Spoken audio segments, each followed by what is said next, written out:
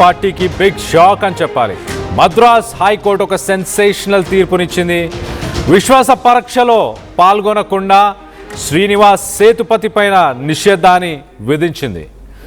తదుపరి ఉత్తర్వులు ఇచ్చే వరకు, జారీ చేసే వరకు ఓటు వేయకూడదంటూ, వేయడానికి వీల్లేదంటూ వెల్లడించింది. డిఎంకే నేత పెరియ కురుప్పన్ పిటిషన్ పైన మధ్యంతర ఆదేశాలను జారీ చేసింది కోర్టు. తిరుపత్తుదూర్ నియోజకవర్గంలో కేవలం ఒకే ఒక ఓటు తేడాతో ఈ వ్యక్తి పెరుకురుప్పన్ అనే వ్యక్తి పైన, ఈ సేతుపతి అనే వ్యక్తి టీవీకే పార్టీకి సంబంధించిన ఎమ్మెల్యేగా ఒకే ఒక ఓటు తేడాతోని గెలిచాడు. టీవీకే చేతిలో ఓడిపోయిన డిఎంకే అభ్యర్థి పెరియ కురప్పన్, ఆయన ప్రస్తుతానికి టీవీకే అభ్యర్థి శ్రీనివాస్ సేతుపతి గెలుపుని సవాలు చేస్తూ ఆయన మద్రాస్ హైకోర్టుని ఆశ్రయించారు. డిఎంకే అభ్యర్థి ఆశ్రయించడంతో హైకోర్టు దీని పరిగణలోకి తీసుకొని ఫ్లోర్ టెస్ట్, ఏదైతే బల ప్రదర్శనకు సంబంధించి చీఫ్ మినిస్టర్ విజయ్ ఫ్లోర్ టెస్ట్లో ఆయన ఓటు పనికి రాదు, ఆయన ఓటుని మీరు పరిగణలోకి తీసుకోకూడదు అంటూ హైకోర్టు సెన్సేషనల్ కామెంట్స్ చేసింది. మొత్తం మీద విజయ్కున్న మెజారిటీ ఒకసారి మనం చూస్తే 107 సీట్లు. తిరుచి ఈస్ట్ని ఆయన రాజీనామా చేశారు. మొత్తంగా 107 సీట్స్ అని చెప్పుకోవచ్చు. 107 ప్లస్ కాంగ్రెస్ ఒక 5, లెఫ్ట్ పార్టీలు ఒక 4, అంటే 116. దాంతోపాటు ఐయుఎంఎల్ అలాగే వీసీకే మొత్తంగా కలుపుకొని ప్రస్తుతానికి 120 సీట్లు ఉన్నాయి. ఆ 120 సీట్లలో ఒకటి తగ్గిపోయింది ఇప్పుడు, అంటే 119 మాత్రమే, అంటే మ్యాజిక్ ఫిగర్కి ఒక్క సీటు ఎక్కువ మాత్రమే విజయ్ దగ్గర ప్రస్తుతానికి ఉన్నాయి. మరి ఎవరైనా వీసీకే నాయకులను మనం చూసాం. ఇటు విజయ్ స్పీచ్ ఇచ్చిన మొదటి రోజే వీసీకే నాయకులు ఆయనని క్వశ్చన్ చేయడం స్టార్ట్ చేశారు.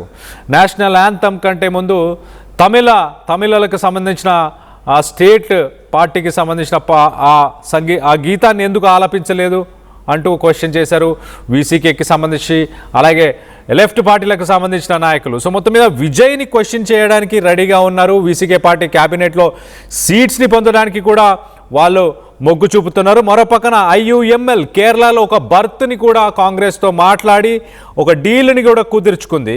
సో ఇలాంటి సమయంలో ఒక ఇద్దరు కానీ ఎవరైనా క్యాబినెట్ కావాలని గట్టిగా పట్టుపట్టినా, ఫ్లోర్ టెస్ట్లో వెనకడుగు వేసిన విజయ్ ప్రమాణ స్వీకారానికి, చీఫ్ మినిస్టర్గా తన బల ప్రదర్శన చేసుకోవడానికి కొంత కష్టంగానే ఉండే అవకాశం ఉంది. మరోపక్కన అన్నా డిఎంకే పార్టీ ఒకసారిగా చీలిపోతుంది. పార్టీ రెండుగా విడిపోయే అవకాశం ఉంది. పళనిస్వామి మరి డిఎంకేతో కలిసే అవకాశం ఉందా? పళనిస్వామి ఏఐడిఎంకే పార్టీకి అధినేతగా ఉండాల్సిన అవసరం లేదు, ఆయనకి అన్నా డిఎంకే పార్టీకి ఎటువంటి సంబంధం లేదు అంటూ వేలుమణిని పార్టీ అధినేతగా షణ్ముగం, మాజీ మంత్రి షణ్ముగం ఆయన ప్రెస్ మీట్ పెట్టి మరీ మాట్లాడారు. మొత్తం మీద ఇంట్రెస్టింగ్ టర్న్అవుట్ అని చెప్పొచ్చు. దీనికి సంబంధించి కొంత లేటెస్ట్ అప్డేట్ తీసుకునే ప్రయత్నం చేద్దాం. ఇటు ఏపీ నుంచి మా ఇన్పుట్ ఎడిటర్ కృష్ణమోహన్ అందుబాటులో ఉన్నారు. కృష్ణమోహన్తో మాట్లాడి తెలుసుకునే ప్రయత్నం చేద్దాం. కృష్ణమోహన్, చెప్పండి, ఎలా చూడాలి ఒక్క సీటు ప్రస్తుతానికి అతని ఓటుని కన్సిడర్ చేయకూడదు అంటూ హైకోర్టు ఉత్తర్వులు జారీ చేసింది. దానివల్ల విజయ్ ప్రమాణ స్వీకారం, బల ప్రదర్శన ఏమైనా కొద్దిగా అక్కడ ఏమైనా ఇష్యూ క్రియేట్ అయ్యే అవకాశం ఏమైనా ఉందా?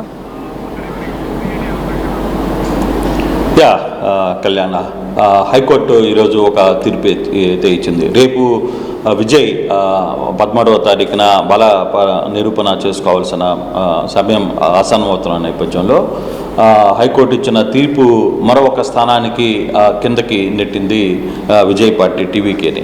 అయితే దీన్ని ముందుగానే ఊహించారు, దీనికి ముందుగానే తెలుసు. దీనికి ఎందుకు కారణం ఏంటంటే తిరుపత్తూరు నియోజకవర్గంలో కేవలం ఒక్క ఓటుతోనే శ్రీనివాస సేతుపతి డిఎంకే అభ్యర్థి మీద గెలుస్తాడు. సో అది అఫీషియల్గా డిక్లేర్ కూడా అయింది, ఒక్క ఓటుతో గెలిచినట్టుగా తీర్మానం.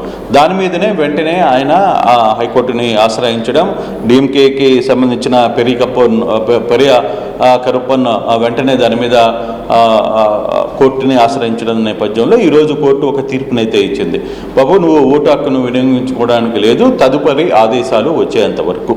అయితే ఆయన ప్రమాణ స్వీకారం అయితే జరిగిపోయింది. నిన్న అసెంబ్లీలో ఆయన ఎమ్మెల్యేగా ప్రమాణ స్వీకారం అయితే చేశారు. కానీ హైకోర్టు ఇచ్చిన తీర్పు మేరకు రేపు మీరు తన ఓటు హక్కును వినియోగించుకోవడానికి లేదు. సో ఆ పక్కన ఇప్పటికే 108 స్థానాలు గెలిస్తే ఒకటి తిరుచు స్థానానికి విజయ్ రాజీనామా చేశారు కాబట్టి 107కి తగ్గింది. మరోవైపు ఇప్పుడు తిరువత్తూరుకు సంబంధించిన ఎమ్మెల్యే ఎవరైతే శ్రీనివాస సేతుపతి రేపు తన ఓటుని వినియోగించుకోవడానికి లేదు కాబట్టి ఆ బలగం 106కి తగ్గింది విజయ్కి. అయితే మిగతా పార్టీల నుంచి మద్దతు ఎలా ఉన్నాయి? మిగతా పార్టీల నుంచి ఎటువంటి ఇబ్బంది అయితే లేదు. మిగతా పార్టీల నుంచి మద్దతు కాంగ్రెస్ నుంచి 5, బీసీకి నుంచి 2, ముస్లిం లీగ్ నుంచి 2, వామపక్షాల నుంచి 4, అలాగే ఇప్పుడు ఆసక్తికరంగా అన్నాడీఎంకే నుంచి కూడా పూర్తి మద్దతు కనపడుతుంది. కారణం ఏంటంటే ఇందాకనే స్పీకర్ సంబంధించిన వ్యవహారంలో కూడా అన్నాడీఎంకే పూర్తిగా చీలిపోయింది. దాదాపుగా 30 సీట్లు అన్నాడీఎంకేకి సంబంధించిన నేతలు మాజీ మంత్రి షణ్ముగం నేతృత్వంలో వేలుమనని నాయకుడుగా వెన్నుకొని దాదాపుగా 30 మంది ఎమ్మెల్యేలు టీవీకే బలపరిచిన వ్యక్తికి స్పీకర్గా ఎన్నుకోవడంలో సహకరించారు కాబట్టి దాదాపుగా ఆ బలం చేరుతుంది. అదే రేపు జరగబోయే బల పరీక్ష ఏంటి అనేది ఒక పెద్ద చర్చగా జరుగుతుంది. నిజంగానే విజయ్ ఆ బల పరీక్షను నెట్టుకొని వస్తారా? రేపు ఆయనకు అనుకూలంగా ఎన్ని ఓట్లు పడతాయి, వ్యతిరేకంగా ఎన్ని ఓట్లు పడితే, అనుకూలంగా ఎన్ని ఓట్లు పడితే ఆయన మ్యాజిక్ ఫిగర్ని దాటి ఎన్ని ఓట్లు ఆధిక్యంలోకి ముందుకు రాబోతున్నారు అనేది చర్చ. అయితే మనకు అందుతున్న సమాచారం ప్రకారం ఇప్పటి వరకు 130 నుంచి 135 స్థానాల వరకు ఆయనకి రేపు బల పరీక్షలో ఓట్లు పడే పరిస్థితి అయితే కనబడుతుంది. ఇప్పుడు వరకు ఎవరైతే సపోర్ట్ చేయలేదో వాళ్ళు కూడా కొంతమంది ఎంఐడిఎంకి సంబంధించిన కొంతమంది వ్యక్తులు, ప్రేమలత లాంటి వ్యక్తులు కావచ్చు, మరికొంతమంది వ్యక్తులు కూడా రేపు దానికి సహకరిస్తారనే ఆశాభావం వ్యక్తమవుతుంది. మరోవైపు నిన్న విజయ్ తమిళనాడు రాజకీయాల్లో ఈరోజు అసెంబ్లీలో కూడా చాలామంది ఎమ్మెల్యేలు చాలా స్పష్టంగా చెప్పారు ఈ వ్యవహారాన్ని. ఎప్పుడో కామరాజు ఉన్న టైంలో ఈ సంఘటన జరిగింది తప్పితే ఆ తర్వాత ఎప్పుడు తమ ప్రత్యర్థుల ఇంట్లకి ఎప్పుడు వెళ్ళి శుభాకాంక్షలు జరపడమో వాళ్ళ ఆశీర్వాదం తీసుకోవడమో అటువంటి సంఘటన జరగలేదు.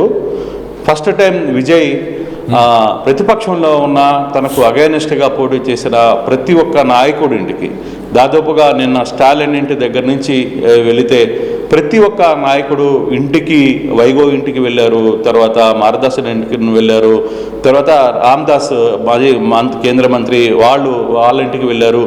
అంటే చాలామంది తన వ్యతిరేకులు అందరూ ఇండ్లకి వెళ్ళి వాళ్ళతో మాట్లాడి కాసేపు వాళ్ళ ఇంట్లో స్పెండ్ చేసి వాళ్ళకి పుష్పగుచ్చాలు ఇచ్చి ఆయన మరీ వచ్చారు. అంటే ఒక కొత్త రాజకీయానికి వరవడికి శ్రీకారం చుట్టారు విజయ్.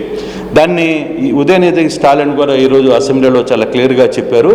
ఇటువంటి ఒక ఆచారాన్ని విజయ్ తీసుకుని రావడం నిజంగానే నిన్నటి వరకు కూడా ఒకరితే ఒకరు మాట్లాడిన పరిస్థితుల్లో ఉన్న తమిళనాడు రాజకీయాల్లో ఒక కొత్త వరవడిని తీసుకుని వచ్చారు. మేము స్వాగతిస్తున్నాం దాన్ని అని కూడా ఉదయనిధి స్టాలిన్, ప్రతిపక్ష నేతగా ఉన్న ఉదయనిధి స్టాలిన్ కూడా ఆయన ఇందాకనే అసెంబ్లీలో మాట్లాడారు. ఒక మంచి టర్న్ తీసుకుని వచ్చారు.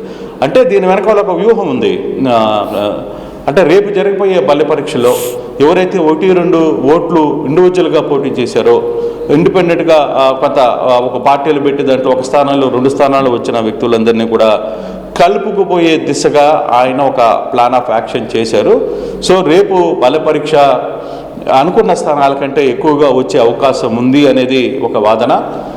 ప్రధానంగా అన్నాడీఎంకేలు చీలిక వచ్చేసింది కాబట్టి ఆ చీలిక డెఫినెట్గా ఒక ఎక్కువ మెజార్టీని తెస్తుంది. కాకపోతే ఇప్పుడు తిరుపతిలో ఏదైతే శ్రీనివాస సేతుపతి ఓటుని కోర్టు ఆపేసినా పర్వాలేదు, తను అనుకున్న మెజార్టీ కంటే ఎక్కువ మెజార్టీ రాబోతుంది అనేది ఒక చర్చ జరుగుతుంది. అయితే మరో అంశం కూడా ఇక్కడ ఈరోజు తమిళనాడు అసెంబ్లీలో తీవ్రమైన చర్చగా పరిగణించాలి దీన్ని.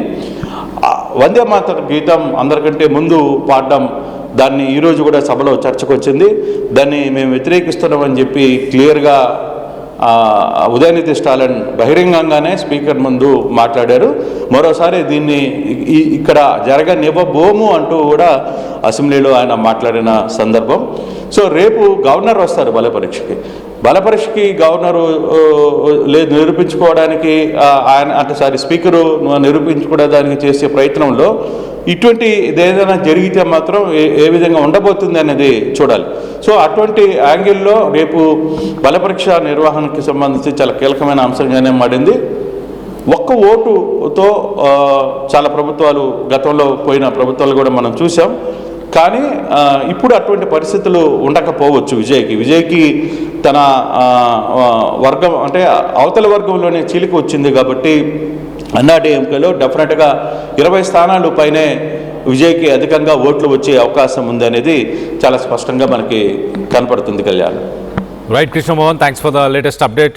మొత్తం మీద బల ప్రదర్శనకు ముందు టీవీకే పార్టీకి బిగ్ షాక్ అని చెప్పొచ్చు. మద్రాస్ హైకోర్టు సంచలనమైన తీర్పు తీసుకుంది.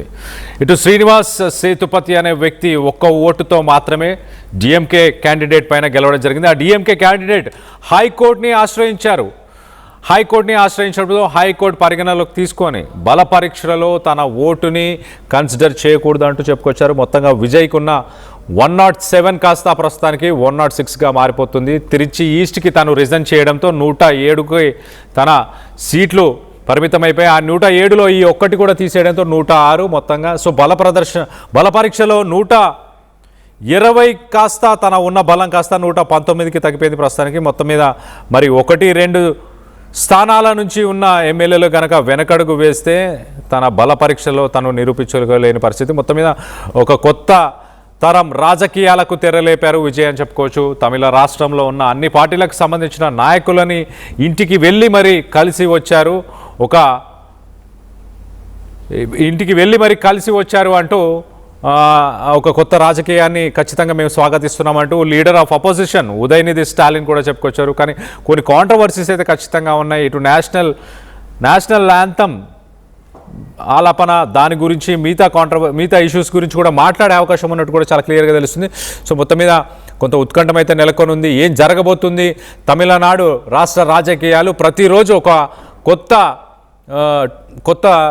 తరుణాన్ని ఖచ్చితంగా ఒక కొత్త టర్న్ అని చెప్పొచ్చు, కొత్త ట్విస్ట్ అండ్ టర్న్స్ అని చెప్పొచ్చు, ఒక కొత్త అధ్యాయం అని కూడా చెప్పొచ్చు. సో ప్రతిరోజు విజయ్ తీసుకునే డెసిషన్స్ మీద కొంత ఉత్కంఠం నెలకొని ఉంది. అలాగే పార్టీలకు సంబంధించి కూడా ఒకసారి మనం చూస్తే ఏఐడిఎంకే 2 పార్టీలుగా చీలిపోయే అవకాశం ఉన్నట్టు తెలుస్తుంది.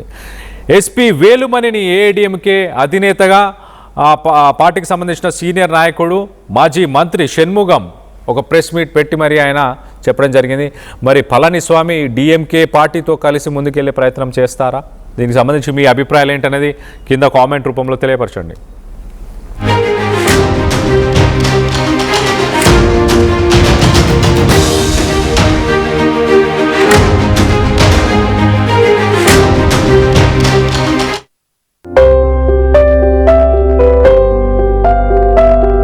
చిన్న చిన్న ఆనందాలు 35 ఏళ్లుగా నా జీవితంలో లేవు. 35 ఏళ్లుగా నేను డైపర్లలో బ్రతికాను. 6 సెంటీమీటర్ల ఫిస్టులా నా మూత్రాశయంలో లీకు కారణమైంది. ఎవరూ నాకు సహాయం చేయలేకపోయారు. ఏఐఎన్యూలో వైద్యులను కలిసే వరకు అక్కడ వారు రోబోటిక్ శస్త్రచికిత్సతో నాకు పరిష్కారం ఇచ్చారు. వారు నా ఆత్మవిశ్వాసాన్ని కూడా తిరిగిచ్చారు. Precision care makes it possible. The Center for Robotic Surgery at AINU